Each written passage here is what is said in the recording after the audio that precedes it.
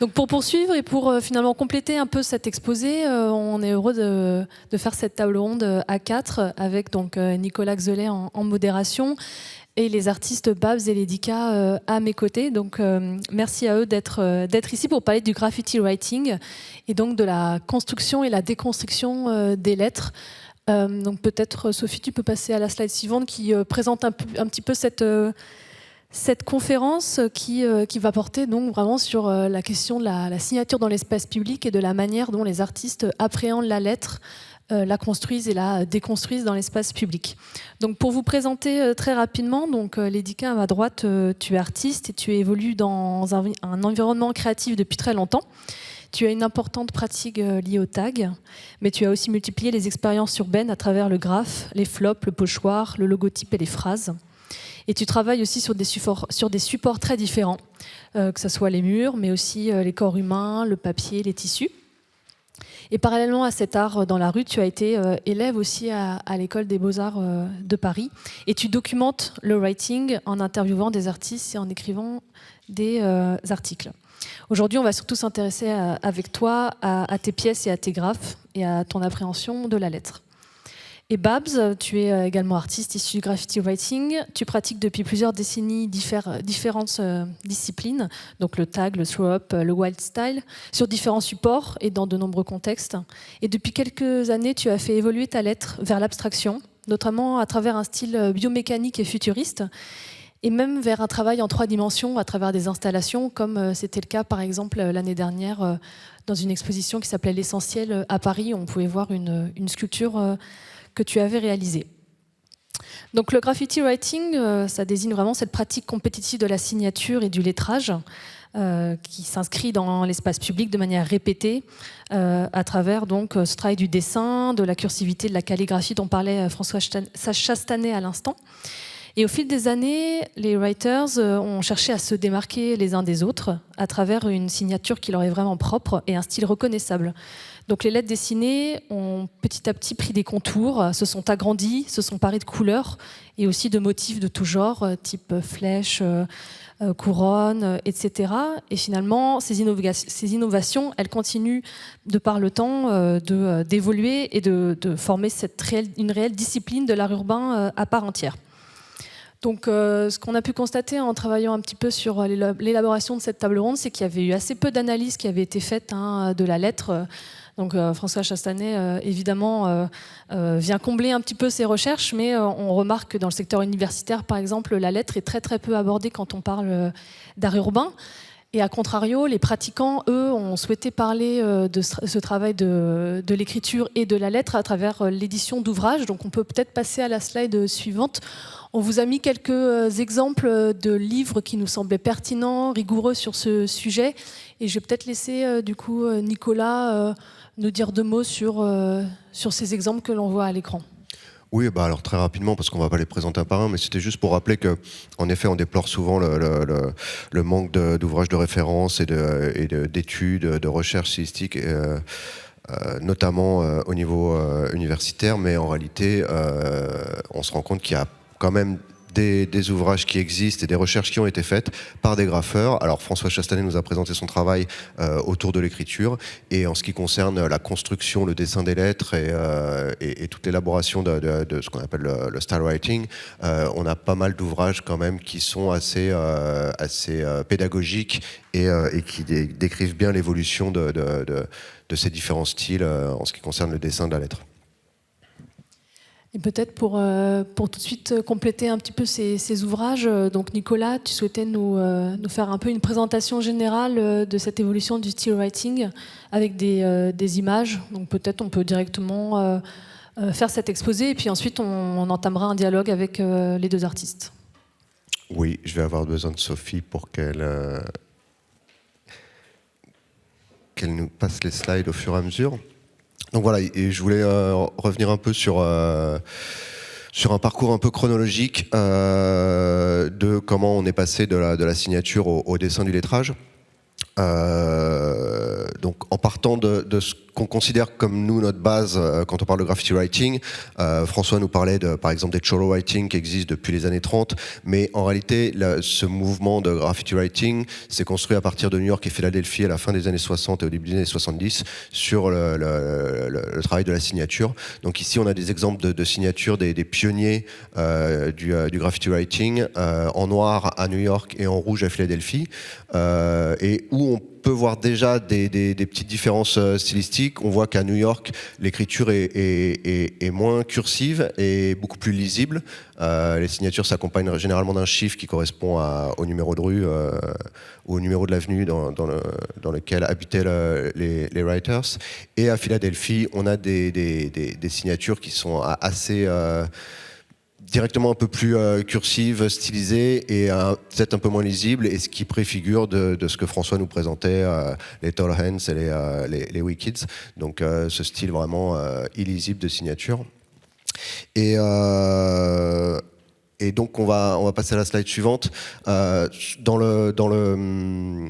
l'espace public, ça se traduit de cette manière, c'est-à-dire que au tout début des années 70, les espaces sont rapidement saturés et il convient de se faire remarquer d'une manière ou d'une autre. Ça passe par l'élargissement de la lettre et notamment d'apporter un contour au tag. On le voit par exemple sur la photo du milieu où on voit quelques signatures qui sont contourées. Il y a Alice 163, Barbara 62, Eva 62 et Stitch One, je crois. Donc voilà, ça préfigure un peu de l'évolution de la signature vers quelque chose qui est un petit peu plus construit, pas encore là puisque c'est juste le contour d'une signature. Et sur les flancs du métro new-yorkais, on voit là les premières tentatives d'apporter des contours à des signatures. El Marco et Evil Head qui se distinguent un peu des autres signatures qui sont uniquement réalisées en un trait. On va passer à la slide suivante. Donc voilà, très rapidement, à partir du tout début des années 70, on commence à s'émanciper de la signature pour passer à une lettre un peu plus large et du coup plus construite. Donc on attribue un peu ces premières tentatives à Super Cool 223. Et là on parle plus de tags, mais on parle de pièces, ce que les Français vont appeler des graphes. Et donc voilà, ça va évoluer petit à petit. Stereo 149, on voit qu'il ajoute à sa lettre un fond pour la distinguer du support. Et au fur et à mesure des années, on arrive jusqu'à la pratique du wild style en bas, par Spade et Take, où là, on est vraiment dans la construction d'une lettre qui devient beaucoup moins lisible pour les non-initiés. On va passer à la slide suivante. Voilà, donc ça c'est un peu l'évolution de certains styles. Il y en avait vraiment une multitude dans les années 70. C'est un travail d'illustration de Anssi Arte, qui est un graffeur finlandais qui a réalisé un ouvrage qui s'appelle Forms of Rocking et qui décrypte un peu comme ça l'évolution de ces styles à l'époque. On sent encore une évolution, une inspiration de la typographie, de la culture populaire, des pochettes de disques, du graphisme ou des choses comme ça. Et il y a comme ça énormément de styles qui sont très codifiés. Chaque style a un nom. Chaque style est repris par un graffeur qui va lui apporter une petite variation, et comme ça on va évoluer au fur et à mesure vers des choses qui vont s'émanciper petit à petit de la typographie ou des influences très identifiées pour arriver à une esthétique vraiment propre au graffiti writing. Et du coup, c'est à partir de ce moment-là qu'on parle plus de graffiti writing, mais en tout cas de style writing, c'est-à-dire où vraiment on n'est plus dans la signature, mais le dessin du nom. Sur la slide suivante, on voit comment cette évolution va passer par des variations stylistiques. Donc certains vont commencer à casser les lettres, à les mêler les unes aux autres, à y ajouter toute forme de symboles. Il y a des éléments additionnels qui sont vraiment... c'est très codifié. Là, les graffeurs se basent vraiment sur un mimétisme, c'est-à-dire qu'ils s'inspirent les uns des autres avec toujours la volonté de se distinguer tout en s'inscrivant dans une école assez précise. Et c'est au terme de toutes ces évolutions qu'on voit sur la dernière slide qu'on arrive à ce qu'on appelle le wild style. Donc c'est sur la slide suivante, où on arrive à vraiment l'esthétique d'un lettrage qui constitue un peu l'image d'Épinal du graffiti new-yorkais. Alors j'ai distingué le semi-wild style du wild style, en réalité, c'est là où on parlait de la sémantique et des contours un peu flous au début de cette rencontre. C'est-à-dire que au tout début, ce que je distingue aujourd'hui comme un semi-wild style était considéré comme un wild style.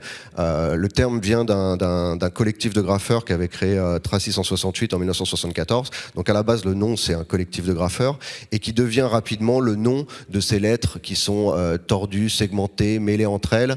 Et au fur et à mesure, la complexité amène jusqu'à ce qu'on voit en bas un wild style de Phase 2, où là, on a vraiment un ensemble compact, où chaque lettre est vraiment entremêlée les unes aux autres et aussi avec énormément d'éléments additionnels qui font que la lisibilité n'existe quasiment plus. Et c'est ce style-là qui va être illustré dans l'ouvrage de référence Subway Art qui va être distribué de manière internationale, je crois que c'est en 1984.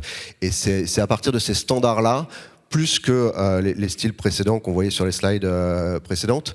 C'est ce style-là, le wild style, qui va vraiment servir de base à toutes les générations européennes à partir du milieu des années 80 et dont finalement les DK et Babs sont un peu les descendants puisque c'est presque de cette école que se sont construites les générations européennes en tout cas.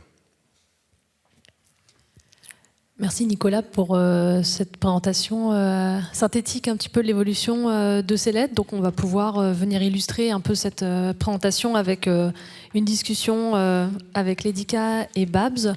Donc l'idée c'est qu'on parle un peu de votre travail et puis parallèlement on a préparé donc des visuels qui illustrent un petit peu vos œuvres au fil de la discussion. Donc ma première question que je pose à vous deux, l'idée c'est vraiment de pouvoir rebondir si besoin en fonction des questions. C'est donc vous venez de cette école du graffiti writing et donc quand avez-vous commencé à travailler à œuvrer dans l'espace public en faisant des lettres? Ça a commencé avant moi, il peut peut-être commencer du coup.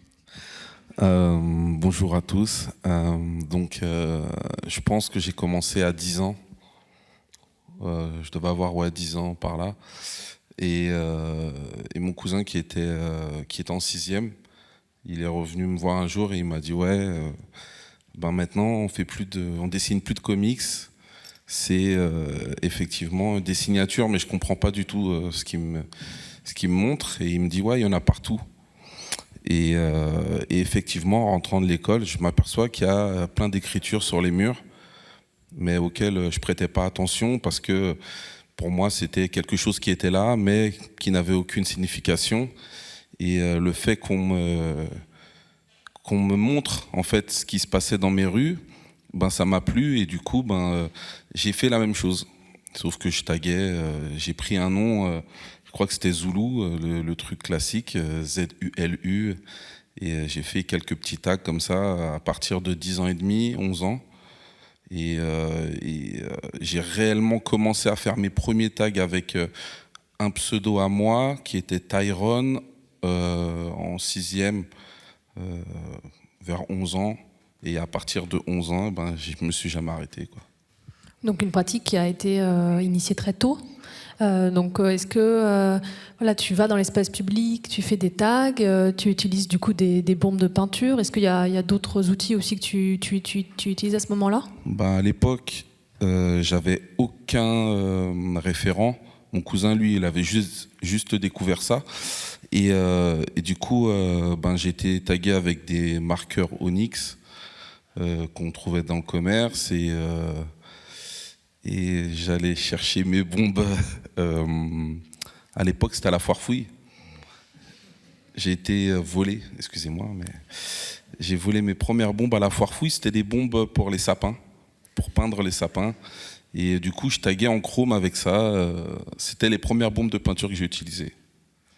Et petit à petit, en allant dans l'espace public, tu rencontres d'autres taggeurs et d'autres graffeurs, peut-être? Non, pas du tout. En fait, là où j'ai grandi, il y avait des pionniers, mais c'était plus des danseurs. Il y avait certains groupes, les Atomic Breakers, et du coup, c'était un collectif de jeunes qui rappaient, qui dansaient, et en fait, qui avaient inclus le tag dans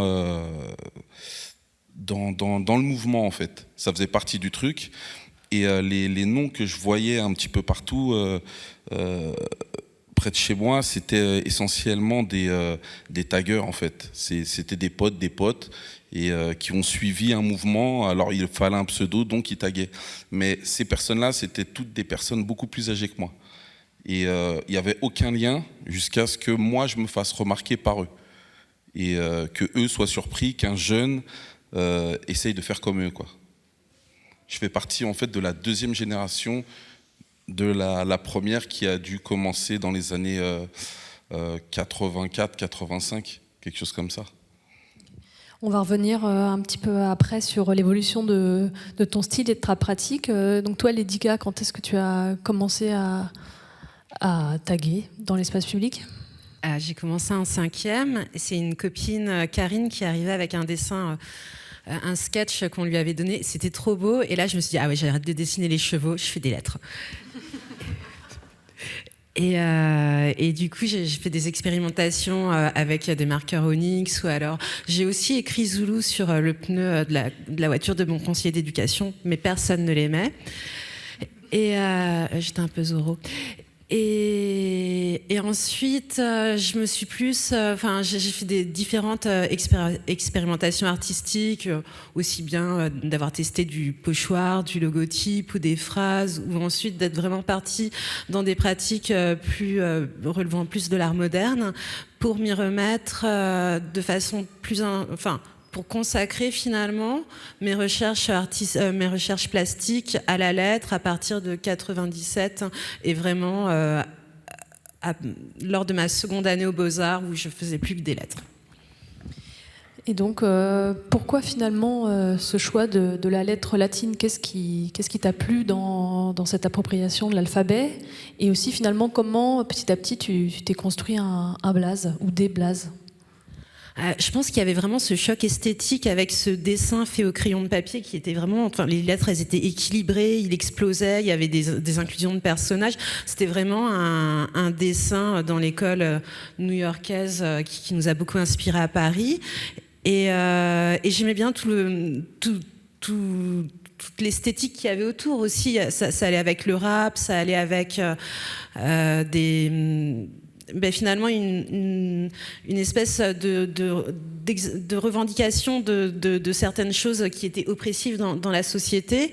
Et du coup, j'aimais bien ce côté que même si on n'est pas d'une classe sociale, des élites, finalement, on a une espèce de culture qui est peut-être effectivement une soft culture américaine, pas états-unienne, on va dire.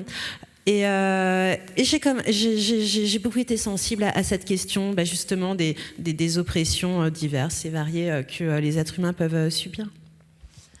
Mais comment toi tu as choisi finalement les lettres qui composent ton blaze ? C'est la répétition de Ladyka dans l'espace public, que ce soit à travers le tag, mais là pour cette table ronde on parle surtout des lettres avec des contours et on peut voir à l'écran certaines de tes œuvres. Voilà, comment finalement toi tu as construit ton propre style de lettres ? Alors, comment j'ai choisi le pseudonyme ou comment j'ai choisi le style, hein ? Les deux. Alors, j'ai eu plusieurs noms avant, donc vers 98, un soir, je me promenais et ça venait d'un jeu de mots avec mon prénom qui est Jessica et ce jeu de mots, en fait, il avait été formulé par Nesque, vraiment quand j'étais adolescente, quand je devais avoir 12-13 ans et que je pouvais discuter parfois avec Nesque. Et je me balade dehors et je me dis, tiens, je vais essayer ce jeu de mots, Lady K, qui est un jeu de mots avec Jessica. Et au niveau du choix de la calligraphie anglaise, j'aimais beaucoup la calligraphie. J'avais des livres de calligraphie et j'avais envie d'écrire en calligraphie parce que je trouvais ça beau et peut-être que ça me ressemblait plus parce qu'on peut peut-être dire que les filles elles sont rondes et les garçons ils aiment bien les triangles ou les carrés. J'en sais rien, mais en tout cas la calligraphie. La calligraphie m'a beaucoup plus inspirée que justement l'école new-yorkaise de lettres, peut-être parce que j'étais une fille. Et donc les ouvrages comme ce Boéart, c'était des choses que toi tu voyais, que tu consultais. Il y avait, après il y a eu les fanzines plus tardivement, et puis les blogs dans les années 2000. Voilà, est-ce que c'est des choses aussi que toi qui t'inspirent quand tu as construit un peu ce travail de la lettre ? Eh ben justement, en fait, dans ma ville, il y avait les lettres de Zans, donc ils faisaient des jolies pièces en couleur. Et j'avais pas Subway Art, ou j'avais pas de fanzine. En fait, j'avais des livres de calligraphie. Donc peut-être que ce choix-là vient aussi de ma culture, où j'avais des livres de calligraphie et pas Subway Art. Je l'ai eu beaucoup plus tard. Et toi, Babs, du coup, comment petit à petit, voilà, en commençant très jeune dans la rue, tu rencontres ces autres graffeurs dans les friches ou peut-être dans les terrains vagues, et petit à petit, comment tu évolues aussi dans ce travail-là de ton style? En fait, ça se fait naturellement. Je commence à taguer beaucoup dans mon quartier. Et à l'époque, je taguais un nom je l'ai dit tout à l'heure, je taguais Tyrone. Et je ne savais pas que c'était le nom de quelqu'un, d'un BD. En l'occurrence, les BD, c'était les Black Dragons. C'était une équipe, on va dire, un collectif de mecs qui allaient se battre contre les skins. Et j'avais 11-12 ans, et quand on m'a dit que le mec, il était grand et fort, j'ai dit, ouais, c'est chaud. Du coup... les grandes chez moi m'ont dit ouais, trouve-toi un vrai nom à toi, et du coup je savais plus trop ce que je devais faire ou non, et je suis passé par plein d'étapes en fait. Comme j'étais très influencé par le Subway Art, en fait je m'étais procuré le Subway Art vers 11-12 ans, et en fait ça a été vraiment ma référence, parce que ça a été un choc pour moi. Quand j'ai vu ce qu'il y avait à l'intérieur du livre, je me suis dit que c'est ça que je voulais faire. Il y a jamais eu aucune revendication dans ce que je fais. J'ai jamais voulu revendiquer que j'étais mal dans ma banlieue, ou il fallait que je m'extériorise. Non, c'était juste l'écriture, le plaisir d'écrire, et se reconnaître à travers les codes des taggeurs. C'est-à-dire que des fois, quand je voyage, j'arrive dans un pays lointain et je vois un tag FLM ou de X ou Y personne. Je me dis, il est passé par ici. C'est juste quelque chose, pour moi, c'était quelque chose de simple. C'est juste, ouais, on est dans une communauté, on se reconnaît, on se voit. Et du coup, c'est ce que j'ai retrouvé dans ce que je voyais, parce que je ne m'intéressais pas au fond. Je me suis juste intéressé aux images que je voyais dans le livre, dans le Subway Art. Et du coup, mon but, ça a été de faire ça. Je me suis dit, eux, ils ont fait ça. Je ne peux pas aller à New York. Je vais le faire en France. Et je pense que je fais mon premier métro en 92. Donc là, à l'écran, on voit une de tes pièces. Alors, je ne sais pas si on a une datation. Je sais pas Oui, ça doit être... C'est à partir, c'était l'un des premiers trains que je fais avec Subi. J'entends parler du dépôt où sont faits où j'ai fait ce graphe. Et du coup, je commence. Ça, c'est mon premier. Je me suis dit, on va faire un truc simple pour être sûr de le finir. Et à partir de là, je fais 4-5 trains tout seul. Je vois un dépôt. À l'époque, je traînais avec des rappeurs qui s'appelaient les Little MC, et je les accompagnais en concert. Et sur la route, quand on prenait le train, je regardais toujours par la fenêtre et je voyais des dépôts. Et du coup, un jour, en rentrant de Gaillon, c'est vers Mantes-la-Jolie, tout ça, je vois un dépôt. Et quand je rentre chez moi, je siffle un ami à moi qui habitait juste en face, qui s'appelle Subi, et je lui dis, vas-y, viens, on va à Mantes-la-Jolie. Et lui, il était plus jeune que moi. On a été voler des bombes à Leclerc, et on est parti à Mantes-la-Jolie. Et en fait, ça s'est fait comme ça tout seul, jusqu'à ce que je rencontre l'ami d'un ami d'un ami qui faisait déjà des métros. Et c'était Wick DSP, et en fait, il me dit... c'est charmé ce que tu fais, est-ce que ça te dit de faire un métro DS Paris? Je fais ouais, pourquoi pas. Et en fait, il me donne rendez-vous un samedi matin, samedi midi, et on se débrouille pour il se débrouille pour entrer dans un dépôt de Villejuif-le-Aragon. Et en fait, ils nous disent d'aller les rejoindre à un certain endroit. Et là, une porte s'ouvre. Et là, je vois des métros, il y a une bouffée d'air. L'odeur du métro, ce que tout le monde trouve horrible, et qui envahit le sas là où j'étais. Et je trouvais que ça sentait bon. Et du coup, il y avait le bruit des moteurs en sous-tension des métros. Et là, j'arrive, je cours, je veux faire mes tags et tout. Et les mecs, ils me disent « Ah non, stop, calme-toi. Là, faut aller, faut faire attention. Il y a le 3e rail, là où il y a l'électricité qui passe. Il faut pas mettre ses pieds dessus. » Et du coup, là, je commence à faire mon premier graphe. C'était des lettres assez simples comme ça, DS Paris. Et là, du coup, tu choisis ce blaze qui est Babs. Non, je ne le choisis pas à ce moment-là. Okay. À ce moment-là, j'étais un peu perdu, je savais pas trop. J'ai essayé plein de noms, j'ai fait Heroy, Wesley, j'en ai eu plein. Et pour ce dépôt-là, je fais Obsessi, c'était pour obsession, OPC6, j'avais trouvé plein de trucs. Mais en fait, c'était chiant à faire. Du coup, le lendemain, on devait faire un autre dépôt. Et comme je regardais, j'étais un amateur de comics et de dessins animés, ce jour-là, je regardais les Tiny Toons. Et dedans, il y avait Bugs et Babs.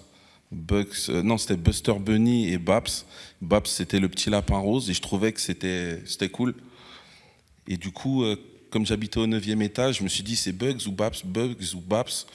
Je descendais, arrivé au rez-de-chaussée, j'ai fait, ce sera Babs. Du coup, j'ai été faire mon second dépôt et j'ai fait que des tags Babs. Et on était 3 à aller faire le dépôt. Et en fait, j'ai fait plus de métro que mes potes. J'ai été là où il fallait pas aller parce qu'il y avait des caméras. Et du coup, ça a tourné sur la ligne 7 pendant très longtemps et il n'y avait que des tags à moi tout seul. Et plein de gens se demandaient qui j'étais parce que j'arrivais comme ça, c'était du jour au lendemain et ils voyaient des tags Babs. Il n'y avait pas de nom de groupe et tout parce que je n'étais pas officiellement DSP. Quand j'ai fait mon premier métro, ils m'avaient embauché, entre guillemets, pour faire un graphe DS Paris. Ce que j'avais fait très rapidement, mais j'avais fait plus de tags qu'autre chose. Et du coup, c'est comme ça que j'ai fait mon premier tag Babs.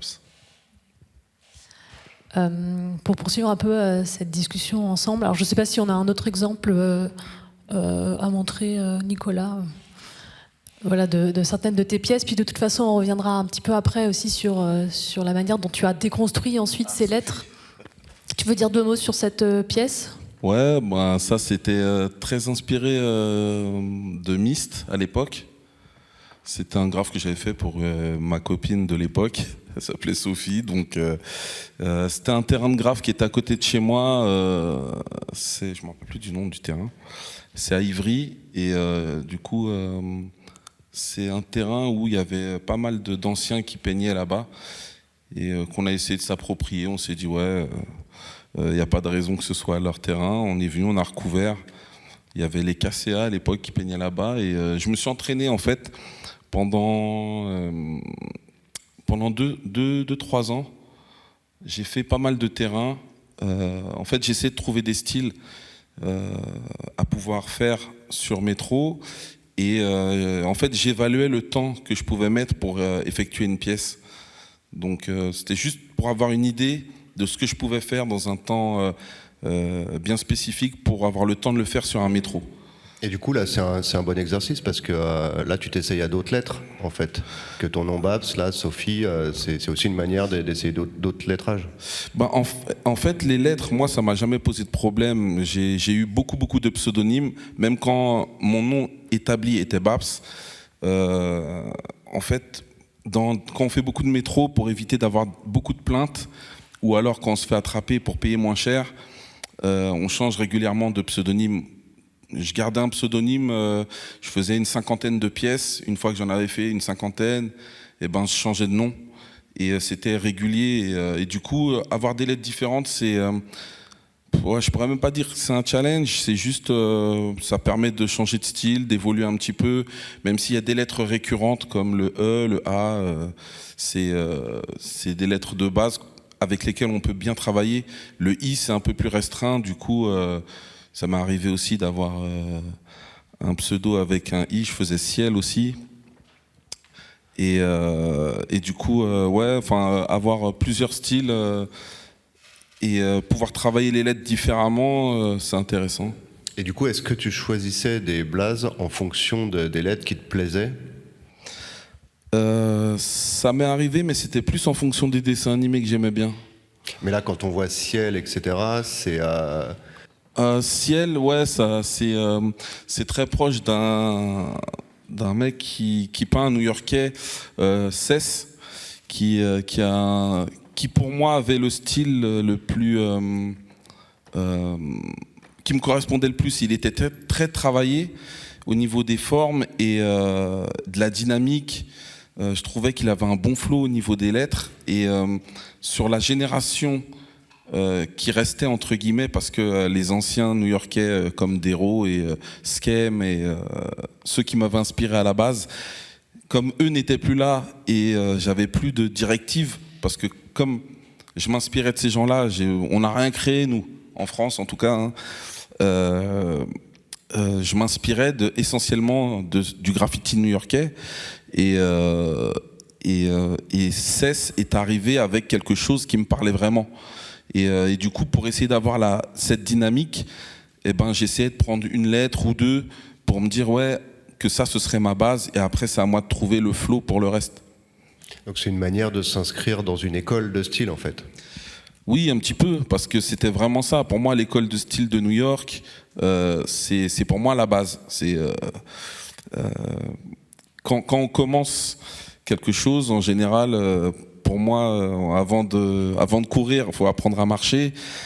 Et comme ma base pour apprendre à marcher, c'était New York, eh ben, j'ai poursuivi sur cette école. Et toi, Lédica, par rapport à cette école, est-ce que tu as... Voilà, tu te retrouves aussi dans le témoignage de Babs ou pas? Oui, mis à part que j'ai beaucoup moins peint de métro que lui, mais sinon c'est vrai que j'ai mon pseudonyme central que je décline. Enfin, c'est toujours intéressant d'avoir des recherches visuelles. Donc, par exemple, à IDK, je vais le tester de différentes manières, mais après, j'ai aussi d'autres noms où j'ai envie de faire d'autres noms. Et du coup, ça va être des nouveaux problèmes visuels. Dessiner, c'est comme un Rubik's Cube. C'est chercher des solutions pour que tout s'emboîte au niveau de la composition, des contrastes, des couleurs. Et donc, avoir le même pseudonyme, ça permet de pouvoir lui apporter des déclinaisons, mais d'avoir d'autres pseudonymes, ça permet les déclinaisons, nos recherches sur notre pseudonyme central permet de trouver, c'est comme si on avait on passait du jeu d'échecs à un jeu de dames où justement on a des nouvelles réflexions visuelles, à savoir comment un E il va s'emboîter avec un L, avec un I. Et toi, toutes ces recherches, donc on voit un petit peu à l'écran certains de tes dessins, tu expérimentes aussi beaucoup à travers les sketchs, les dessins, les esquisses préparatoires, parfois même finalement avant de poser sur un métro, sur un train de fret, certains de tes blazes.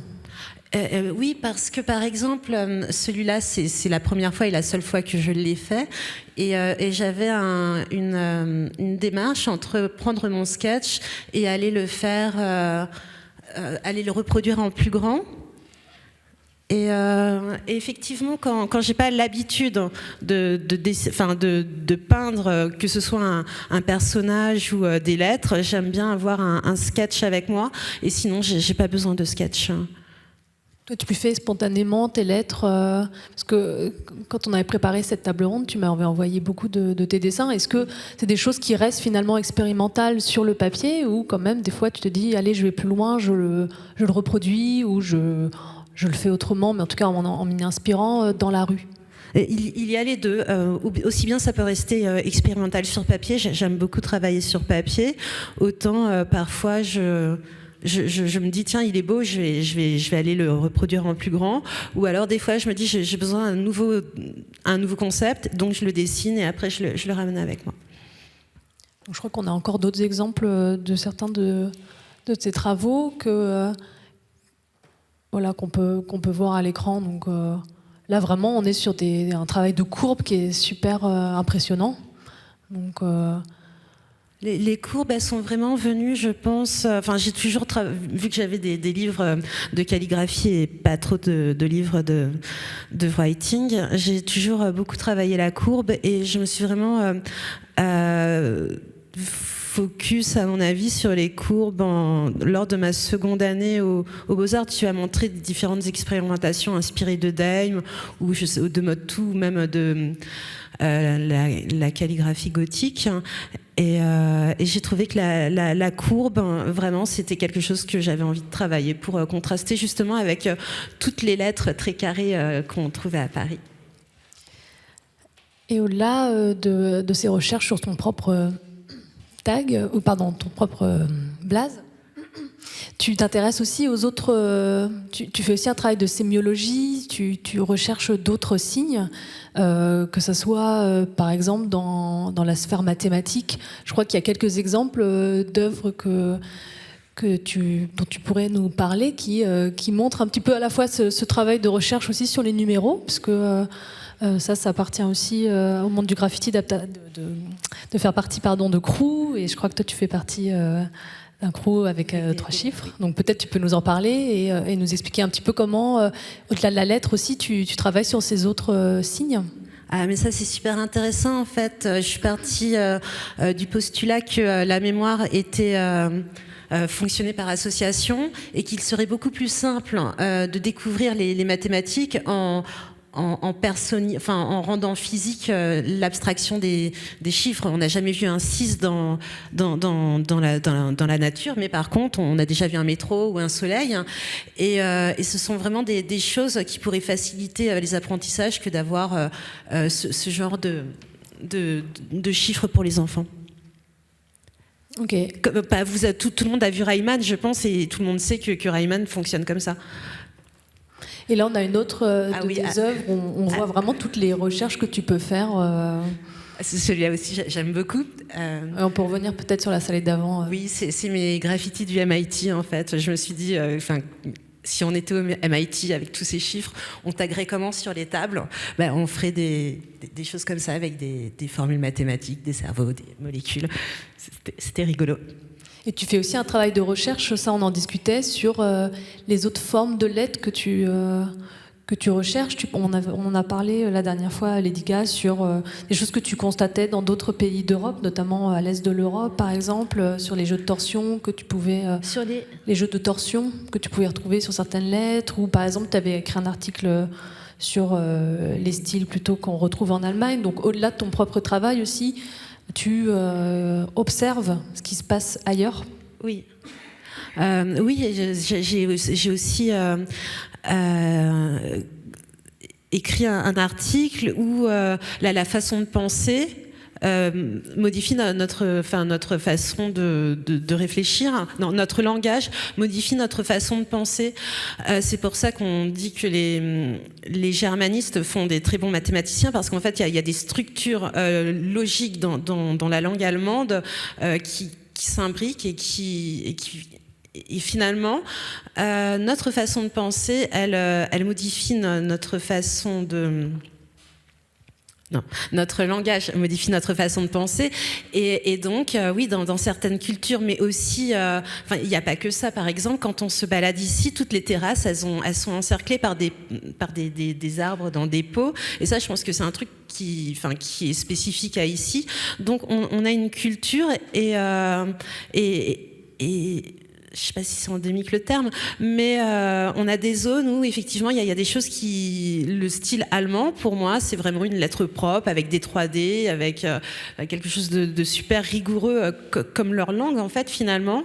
Et par exemple, à Moscou, où la langue russe, elle est beaucoup plus proche des langues germaniques au niveau de la structure logique, mais là-bas, par exemple, il fait froid, du coup, le style, il s'en ressent aussi. Pour moi, le style à Moscou, il va être beaucoup plus... on va pas passer 4 heures à faire un wild style par -10, donc ça va être quelque chose d'un peu plus simple. Et là, on revient toujours sur cette idée de la contrainte et du contexte en fait de création de ces œuvres.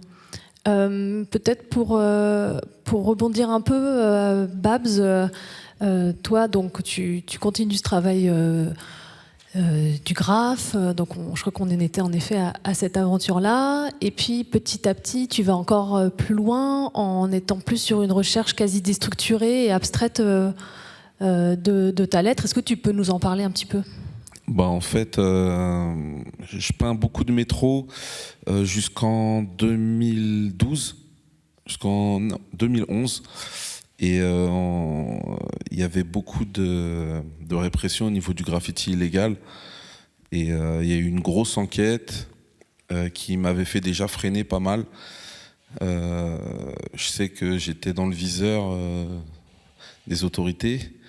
Et du coup, en parallèle, je commençais déjà à peindre, je faisais des toiles et tout. Et à un moment, il a fallu que je réfléchisse à ce que je voulais faire ou non. Et je me suis dit que j'allais arrêter le graffiti illégal. J'ai été voir mes potes qui peignaient dans les terrains pour essayer d'aller peindre un petit peu avec eux, mais j'ai trouvé ça très très vite ennuyeux. Et je voulais arrêter complètement le graffiti.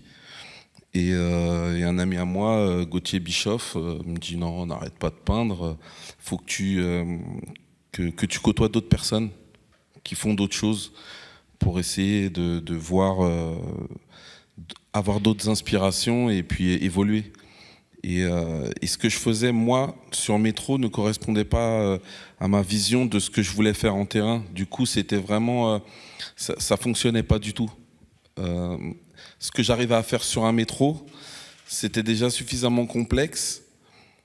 Et en essayant de me dire que ce que je pouvais faire sur un métro, le transposer sur un mur, ça pouvait être cool. En fait, non, c'était pas cool, c'était naze.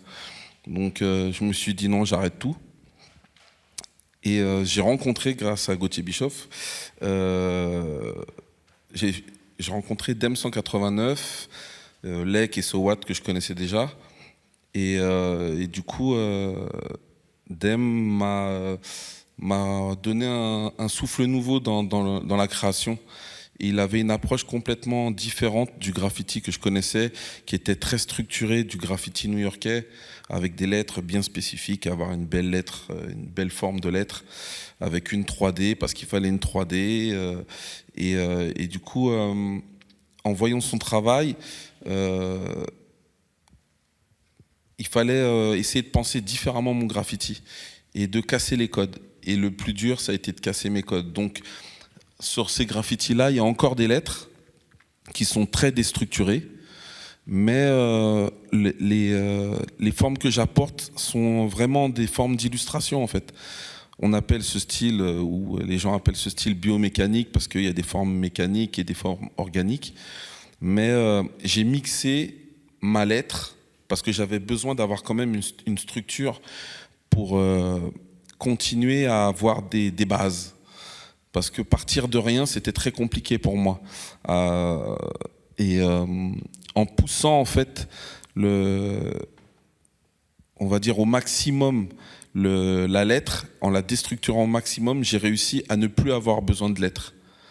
Du coup, je suis parti sur quelque chose qui était beaucoup plus inspirant dans l'abstraction, parce que j'avais plus du tout les mêmes formes. Je pouvais passer d'une forme triangulaire à une forme carrée. J'avais pas de contrainte de forme d'un B, d'un A, d'un B, d'un S ou d'autres lettres. Et ça me permet de pouvoir étendre, grandir à l'infini mes formes et de m'adapter au support. Lorsque j'arrive sur un mur qui a un angle ou qui a un renfoncement, c'est pas ce qui va me poser de problème. Et là, une pièce comme on peut voir à l'écran, c'est quelque chose qui prend du temps, concrètement ou... Non, j'avais mis 1h30, 2 heures pour faire ça. Ben, c'est toujours dans la même dynamique. Tout ce que j'ai fait, ça a toujours été en pensant le faire sur un métro. Et je peins toujours avec un rythme qui me permette de savoir, en fonction de la taille, combien de temps je vais mettre pour peindre. Et c'est vraiment c'est une gymnastique, c'est juste quelque chose que j'aime entretenir et d'avoir quelque chose d'assez spontané lorsque je peins. Ne pas être obligé de retoucher mes lignes. Avant, c'était vraiment un travail très très propre, pas de coulure, tandis que là, j'ai quelque chose de plus proche du dessin crayonné. Lorsqu'il y a une coulure, ben, je la laisse parce que je trouve que ça apporte de la vie plutôt que de l'effacer pour que ce soit super clean. C'est un autre travail complètement différent, quoi. Et actuellement, donc, tu travailles uniquement cette déconstruction-là ou tu continues encore Non, je travaille tout. Des fois, je fais des lettres de temps en temps et c'est comme je le ressens sur le moment, l'instant T. Mais je travaille aussi sur du volume, quoi. Et du coup, il y a un gros travail de dessin. Tu as publié 2 ouvrages qui sont consacrés à tes esquisses. Et en fait, toutes ces recherches un peu expérimentales sur ce style biomécanique et qui tend vers l'abstraction, tu t'en as tiré énormément de dessins qui ne sont pas forcément des esquisses préparatoires, mais qui se suffisent à eux-mêmes. Ben, c'est comme un sportif, je te dirais. C'est un travail de tous les jours. En fait, je dessine beaucoup. En tout cas, c'est rare que je ne fasse rien. Mais ouais, c'est plus ça. Je stocke des milliards d'idées, je les couche sur papier. Et en fait, lorsque j'arrive sur un mur, ben, j'ai tellement d'idées en stock que ben, je vais prendre des idées que j'ai à droite et à gauche que je me dis, ouais, ce serait pas mal sur ce mur de partir sur une forme triangulaire que j'ai pu travailler il y a 6 mois et puis de faire quelque chose avec. Donc en fait, ça revient un peu à ce que tu faisais sur Métro. Quand tu étais sur Métro, peut-être tu vas me contredire, mais tu n'apportais pas forcément un dessin avec toi, parce que c'est aussi un risque d'avoir sa maquette sur soi. Donc c'était plutôt un travail de mémorisation de toutes les esquisses que tu avais pu faire en amont. Et là, quand tu fais du biomécanique, quand tu arrives dans un lieu, tu ne sais pas encore quel endroit tu vas choisir, justement, parce que tu cherches aussi les endroits accidentés, où il va y avoir un bout d'escalier, un angle ou quelque chose comme ça. Et ce n'est pas forcément des choses qu'on prépare précisément à l'avance. Non, enfin, tu as totalement raison, mais en fait, sur ma première approche, c'était plutôt de venir avec une esquisse pour ne pas refaire exactement le même graphe. Au début, je manquais de dextérité, je pense. C'était plus... pour être sûr de moi, de me dire, ah, j'ai déjà fait une flèche qui part à gauche, donc là, le prochain graphe, je ferai une flèche qui part à droite.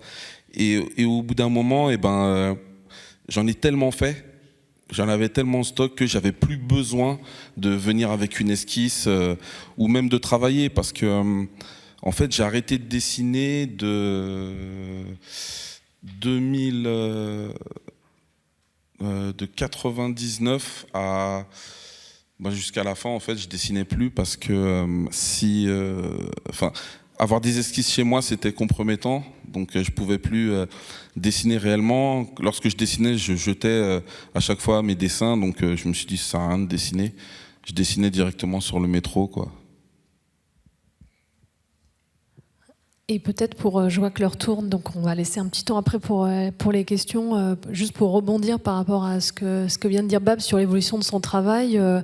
Toi, Lédica, tu n'as pas déconstruit la lettre, mais finalement, tu es maintenant dans un travail beaucoup plus performatif, c'est-à-dire que voilà, tu te mets en scène en train d'écrire dans l'espace public, en train de faire des dessins. Donc on a quelques exemples à l'écran. Donc est-ce que ça, c'est aussi une évolution de ton travail qui finalement met aussi en scène le corps, qui est un élément essentiel quand on fait du graffiti ? Oui, peut-être que j'ai déconstruit l'image qu'on pouvait avoir du writer qui est, l'image d'Épinal, c'est un New-Yorkais habillé en survêt de basket parce qu'il fait froid. Et du coup, j'ai eu envie de proposer des images différentes. Donc là, on a quelques exemples où on te voit en fait à la fois dans la rue, mais aussi en train de dessiner en étant parfois déguisé, donc ça doit pas être évident de peindre comme ça. Non, c'est pas évident, puis c'est une vraie préparation. Chaque photo que je peux faire, il y a une idée qui est derrière, mais il y a aussi les sacs à transporter, il y a la photo à faire, le cadrage à penser. C'est pas aussi simple que juste faire un tag et on s'en va. Et comme le writing est quand même un milieu plus masculin que féminin, c'était vraiment aussi une façon de revendiquer, enfin de s'inclure dans un univers masculin avec des stéréotypes plus féminins. Et il y a certaines de tes, par exemple sur ton compte Instagram, on te voit aussi en train de faire ces tags et ces graphes, donc c'est aussi une manière de montrer un petit peu comment l'artiste il travaille dans l'espace public, un peu ce qu'on disait avec François Chastanet. On avait très peu de documentation par le passé, et puis maintenant on médiatise beaucoup aussi le geste, le faire dans l'espace public. Oui, il y avait ce côté-là effectivement de faire un focus sur le process. Merci beaucoup. Vous avez des profils très, très différents, mais en même temps, voilà, en venant d'un même univers, donc c'était vraiment passionnant.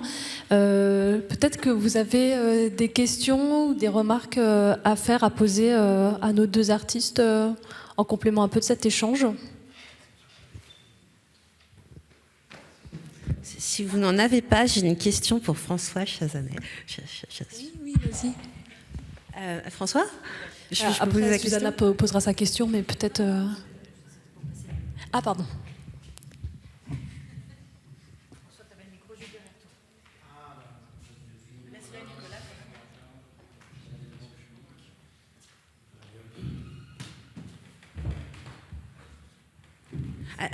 Alors, tu as dit tout un tas de choses intéressantes, mais du coup, je vais commencer par la première que j'ai entendue.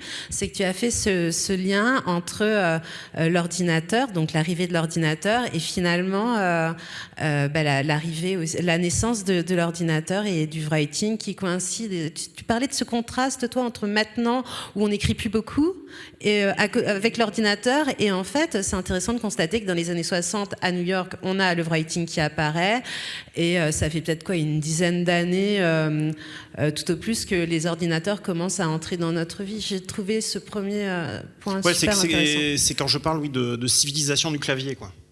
Et effectivement, c'est ça, c'est-à-dire que il y a une déperdition progressive d'une expérience au monde, à l'espace, par l'écriture qui disparaît. C'est-à-dire que il faut un minimum de participation pour sentir. Et donc souvent, l'écriture, c'est un peu des seuls gestes dessinés que pratiquent les gens qui ne pratiquent pas le dessin par ailleurs. Et aujourd'hui, ce dernier geste a tendance à s'appauvrir et à se ratatiner. Moi-même, j'ai aussi une pratique d'enseignant en école de graphisme. Et je le vois au quotidien, la manière dont les gens tiennent un stylo. Aujourd'hui, ils ne savent plus tenir un stylo.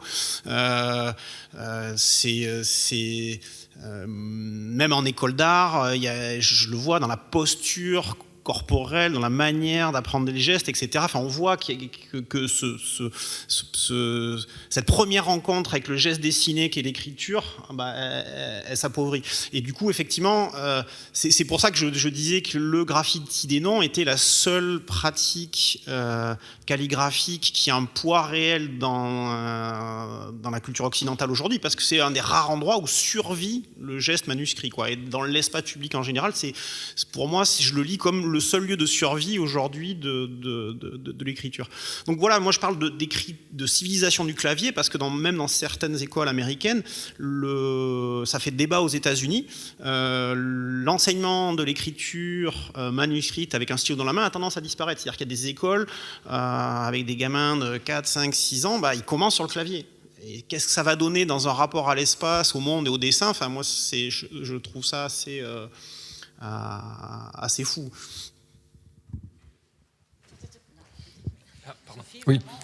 Non, pas pour interrompre, mais juste pour rebondir du coup, parce que ça c'est quelque chose aussi d'assez occidental, alors que c'est-à-dire l'Occident a repoussé la calligraphie en dehors du champ artistique d'une certaine manière il y a longtemps, mais alors que dans le monde arabe et dans le monde chinois, japonais, au fait, la calligraphie est considérée et encore aujourd'hui considérée comme une forme d'art. Donc est-ce que c'est le cas aussi, ce débat avec l'ordinateur et la place de la calligraphie et de l'enseignement de l'écriture est en train de disparaître en Occident, ou est-ce que c'est quelque chose aussi de plus généralisé? Comme tu le dis, je pense qu'effectivement, il y a un noyau de résistance principalement en Chine et au Moyen-Orient. C'est les deux grands pôles où, d'un côté, au Moyen-Orient, c'est souvent pour des questions religieuses et de statut sacré de l'écriture, etc. Et en Chine, effectivement, il y a une hiérarchie des arts qui est très claire pour les Chinois. La calligraphie est le premier des arts, devant la peinture, devant l'architecture, devant la sculpture. Donc il y a une vraie... et effectivement, et que ça soit dans des pays comme l'Iran ou la Chine, si vous êtes un grand calligraphe, vous avez un respect social immense dans la société. Alors que chez nous, les choses que j'ai montrées, il y a deux vieux grincheux, paléographes, dont personne ne se soucie en France, qui vont faire un colloque obscur, voilà. Alors que ça fait partie des discussions quotidiennes au sein de la société chinoise. Donc c'est pour ça que j'ai beaucoup apprécié aussi faire un documentaire sur la Chine, parce que j'avais l'impression d'être chez moi. Avec des gens, comme a dit Babs tout à l'heure, c'est-à-dire la qualité d'une courbe, et donc rencontrer des gens qui, de 7 à 77 ans, vont s'arrêter sur un signe dessiné sur le sol et parler de la qualité d'une courbe, qui sont des débats qu'on n'a pas dans la société occidentale. Et donc que ça soit Amérique du Nord, Amérique centrale, Amérique du Sud, même Afrique, cette culture du clavier, de l'écran et de la tactilité écran et la disparition du geste d'écriture, elle est quand même bien réelle, quoi. Et donc c'est le roi Gourand qui disait, c'est ça, enfin, la phrase, il faut un minimum de participation pour sentir, c'est le roi Gourand, et qui dit que si on n'a pas un rapport au monde direct, un rapport sensoriel, un physique, on ne verra plus. Est-ce que vous avez d'autres questions ou remarques? Alors je crois qu'il y a une modération qui a Sophie pour le micro. Tout d'abord, merci pour tous vos témoignages parce que c'est vraiment très intéressant. Et c'était juste une remarque par rapport à ce que vous évoquez. Vous parlez beaucoup de lettrage, d'écriture, et je parlerai d'alphabet parce que ça fait sens. Vous créez de l'alphabet. Enfin, on parle d'histoire de l'art et j'ai l'impression qu'il y a vraiment une continuité aussi sur l'idée du sens par rapport à chacune de ces lettres, par rapport à cet alphabet. Voilà. Je ne sais pas si ça fait sens de votre côté. Est-ce que vous voulez réagir, Lédica ou Babs? Sur la question de l'alphabet, en tant que writer, on va isoler peut-être des morceaux d'alphabet pour créer un nom, et effectivement d'avoir plusieurs pseudonymes, ça permet de renouer avec tout l'alphabet. Après, si on parle du sens de l'inscription, le sens, il est minimal. Il est sur un pseudonyme à dupliquer artisanement le plus possible.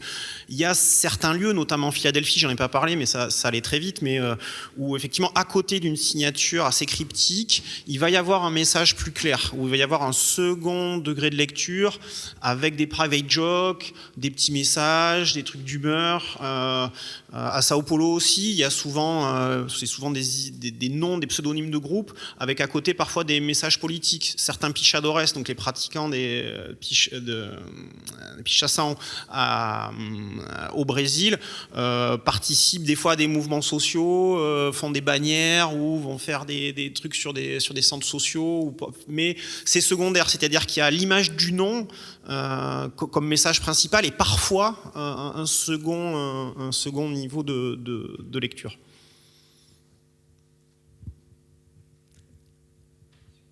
Est-ce qu'il y a une autre question? Moi j'en ai une.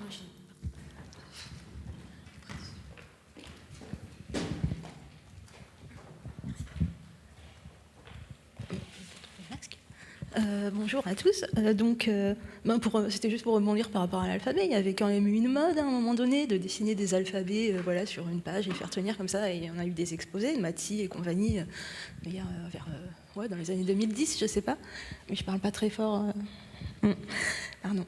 Et voilà, et puis sinon, ouais, c'est que c'est un peu manqué, je trouve.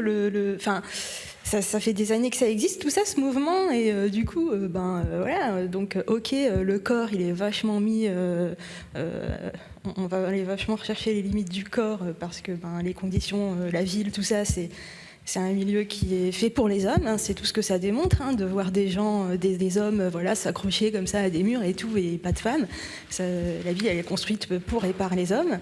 Et du coup, voilà quoi, on a conscience maintenant qu'il n'y a pas beaucoup de représentativité des femmes dans l'histoire et tout, mais le mécanisme d'invisibilisation dans l'histoire, il est toujours à l'œuvre là, alors qu'on en a conscience malgré tout. Voilà. Et puis, sinon, sur les lettres, donc il y a eu le premier livre français sur les graffeuses françaises qui est sorti en 2018, aux éditions alternatives. Et là, donc, on a plein de graffitis féminins, de lettrage de femmes de France, voilà, sur plusieurs décennies. Et on voit aussi une évolution des styles, clairement, d'un point de vue féminin. Donc, effectivement, l'aspect là, sauvage, illégal, il est peut-être un petit... oui, il est quand même moins présent, c'est sûr, que chez les hommes. Hein, mais n'empêche, on voit quand même la même évolution, hein, au niveau des racines américaines, nord-américaines, notamment, ouais. Chez les femmes, on est quand même beaucoup plus inspiré par l'Amérique du Nord. Ouais. Ça, c'est vrai. Si, c'est ce que j'ai... Faudra consulter ce livre, monsieur François. C'est compliqué, une sociologie du genre. Effectivement, les femmes sont minoritaires dans ce milieu-là, comme à l'image de la société par ailleurs plus globalement. Après, il y a quand même à Sao Paulo, il y a des groupes spécifiques de filles, il y a des personnalités assez présentes, assez importantes. Je pense à Philadelphie, des gens comme Karma, qui ont une pratique du tag dans l'espace public. Vraiment, Karma, c'est quand même la personne la plus reconnue de Philadelphie, est une femme en fait. Donc il y a quand même une évolution de la présence, des représentativités. Effectivement, il y a un problème sociétal structurel global, et donc ce milieu-là, il est pas si, il est pas différent. C'est pas un milieu si contestataire. C'est-à-dire que le graffiti, c'est une espèce de miroir inversé du capitalisme dans un rapport à l'espace public et d'invasion publicitaire. Et donc on va retrouver l'ensemble des problèmes qu'il y a globalement dans la société.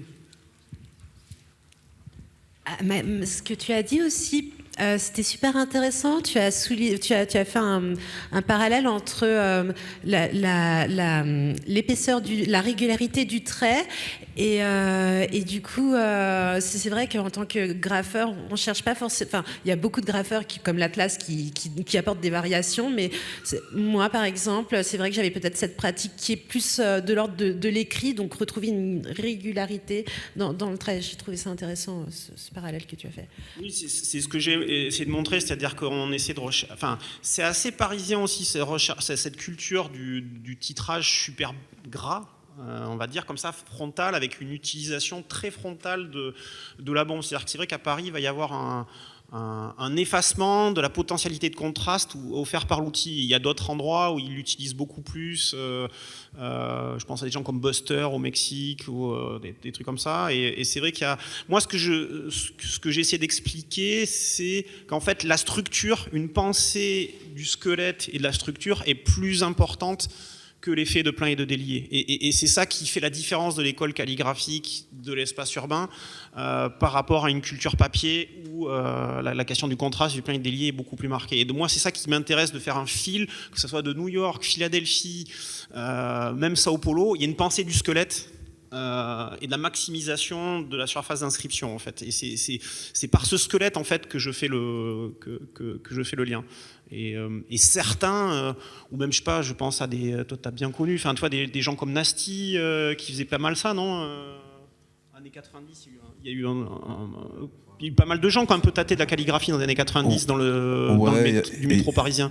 Ouais, en fait, il y a eu Pendant, moi je vais dire une saison, on va dire pendant 5-6 mois, les graffeurs ont essayé vraiment de prendre l'espace. On faisait des tags à l'encre mais à l'éponge. Et en fait, ça permettait de prendre vraiment, en faisant un tag, sans pour cela apporter des couleurs ou de faire un graphe, de prendre avec 2 tags, prendre un wagon entier. Et du coup, vu que c'était fait à l'encre, ça restait pendant des mois, si ce n'est dire des années, jusqu'à ce qu'ils recouvrent le métro. Mais c'était vraiment, ça permettait vraiment de prendre un maximum de place en un seul tag. C'était vraiment maximiser l'outil pour prendre le plus de place possible, quoi. Et l'éponge aussi, quand elle est bien utilisée, permet de reproduire un contraste calligraphique de la brosse plate. Exactement. En fait, c'était on prenait les comment ça s'appelle, c'était pas réellement des éponges, c'était les efface-tableaux qu'on avait à l'école. Et en fait, quand on mettait de l'encre dessus, ça permettait d'avoir un effet vraiment de mine de marqueur. Du coup, on imbibait l'effaceur et on faisait des tags. Et justement, Nasty, lui, il faisait vraiment de la calligraphie gothique. Il s'était amusé à faire quelques métros comme ça. C'était une manière de prendre, en fait, il y a même eu quelque chose, je pense qu'il y a eu un style pendant quelques temps où on prenait la mine du 15, enfin du marqueur, à l'envers, pour pouvoir avoir un style assez fin sur les courbes et d'avoir la largeur maximum sur la partie large de la lettre. Tandis que quand on écrit normalement, même avec n'importe qui, lorsqu'on achète un marqueur et qu'il est biseauté, on va prendre toujours la partie large pour faire le trait. Tandis que là, on avait inversé, comme sur les lettrages gothiques. Voilà, c'est tout. Merci beaucoup pour ces échanges. Voilà, malheureusement, on va devoir terminer pour cette matinée qui tournait vraiment plutôt autour de l'écriture et de la lettre, comme vous avez pu le voir. Et puis, on va poursuivre cet après-midi sur le pochoir et sur les travaux de recherche en cours que vont nous présenter plusieurs chercheurs. Et donc, on se retrouve ici à 14h avec Ulrich Blanchet pour une prochaine conférence. Merci à vous et bon appétit.